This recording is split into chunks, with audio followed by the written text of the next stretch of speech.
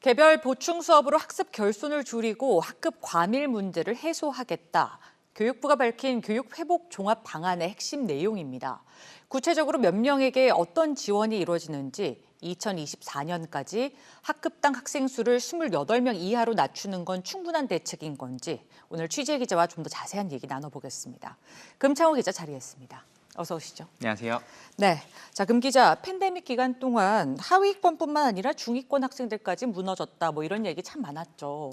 기초학력 저하 문제 때문에 지금 교육부에서 초중고생 203만 명의 보충 수업을 지원하겠다라고 발표를 했는데 203만 명, 과연 충분한 규모일까요? 네, 이게 중위권 학생들 모두에게 지원이 될지는 사실 잘 모르겠지만 학습 지원 대상 폭이 크게 는 건 사실입니다.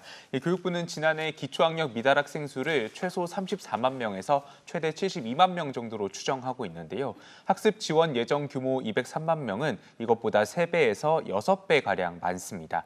이 학생들은 방학과 방과 후 보충 수업을 통해 공부를 할 예정이고요. 학습 도움 닫기 프로그램의 경우 보통 일주일에 2번씩 4개월가량 진행됩니다. 만약 방학 때 한다면 2주 내외 정도 기간에 집중적으로 이루어져서 학교나 교사마다 다르게 운영될 수는 있습니다. 네, 이런 지원을 좀 받을 수 있는 대상들은 앞선 리포트에서도 확인했지만 개별 학교나 교사가 직접적으로 프로그램을 활용해서 좀 찾아야 하는 거죠? 네, 그렇습니다. 이 각 학교나 교사가 개별적으로 이제 대상 학생들을 파악을 하는 건데요. 근데 교육계에서는 이런 방법만으로는 정확하게 학생 수준을 진단할 수 없다는 비판도 나옵니다. 이 한국교원단체 총연합회는 개별 학생을 지도하기 위해선 객관적이고 세부적인 근거가 필요하다며 교육부가 국가 차원의 학력 진단을 실시해야 한다고 주장했습니다. 또 교사와 학교 개개인에만 맡겨놓지 말란 겁니다. 그리고 제도적인 보완이 필요하다는 목소리도 있는데요. 시청 교육교사 모임은 학습 결손을 확인해도 학부모 동의가 없으면 어떤 프로그램에도 학생을 참여시킬 수 없다며 보호자 동의 문제를 해결할 수 있는 지침을 마련해달라고 요구했습니다. 네. 일단은 이런 지원책들 참 중요하죠. 하지만 궁극적으로는 우리가 이제 전면 등교 방침으로 가야 되지 않겠습니까? 현재 코로나 상황이 심각해서 교육부도 고민은 많을 것 같은데요. 2학기 학사 운영 일정 어떻게 되겠습니까? 네, 일단 2학기 학사 운영 일정에 대한 입장을 유은혜 부총리 발언 통해서 먼저 확인해 보시겠습니다.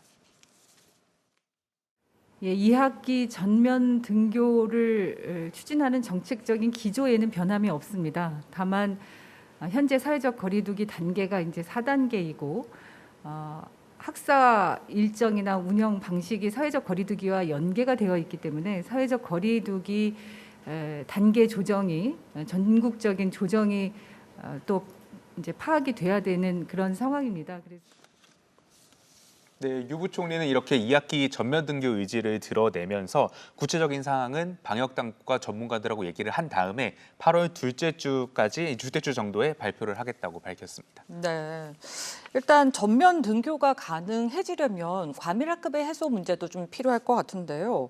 오늘 발표한 수준만으로는 또 가능할까? 그 여부도 궁금합니다. 네, 그렇습니다. 이 학급당 학생 수를 줄이겠다는 이 정책 방향, 교육계도 공감을 하고 있습니다.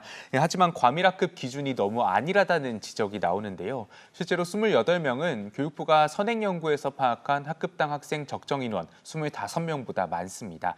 한국교원단체 총연합회와 전국교직원 노동조합은 학급당 학생 수를 20명 이하로 줄여야 한다고 지적하는데요. 이미 학급당 학생 수 상한을 20명으로 하자는 입법 청원에도 10만 명이 동의해 국회에서 관련 내용을 심사하고 있습니다. 교사들은 이 수준은 돼야 방역을 위한 거리두기도 하면서 또 학생 맞춤형 수업과 생활지도, 상담까지 보다 심층적으로 이루어질 수 있다고 설명했습니다. 네, 신경 써야 하는 부분들도 참 많고 현 시점에서는 일단은 방역에 만전을 기하는 수밖에 없겠네요. 오늘 말씀 잘 들었습니다.